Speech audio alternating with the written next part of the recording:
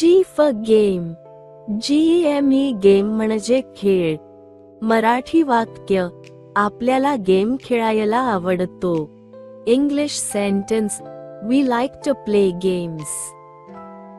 G for garden. GARDEN garden म्हणजे बाग. मराठी वाक्य बागेत फुले फुलली आहेत. English sentence Flowers bloom in the garden. G for gift. GIFT gift म्हणजे भेटवस्तू. मराठी वाक्य मला वाढदिवसाला गिफ्ट मिळाली. English sentence I got a gift on my birthday. G for girl. GIRL girl म्हणजे मुलगी. मराठी वाक्य ती मुलगी गाणं गाते.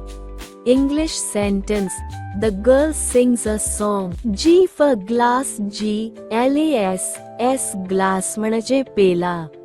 मराठी वाक्य मी ग्लासमध्ये दूध घेतले. English sentence I took milk in a glass. G for gorilla.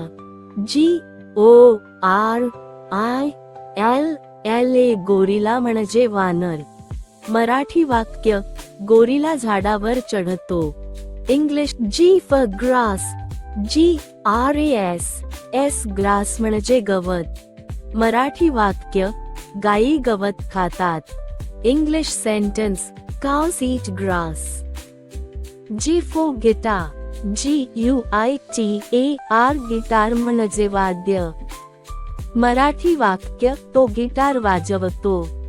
English sentence He plays the guitar. G for grapes. GRAPES grapes म्हणजे द्राक्षे. मराठी वाक्य द्राक्षे गोड असतात. English sentence Grapes are sweet. G for goat. GOAT गोट म्हणजे बकरी.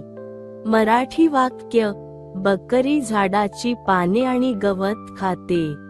English sentence The goat eats leaves and grass.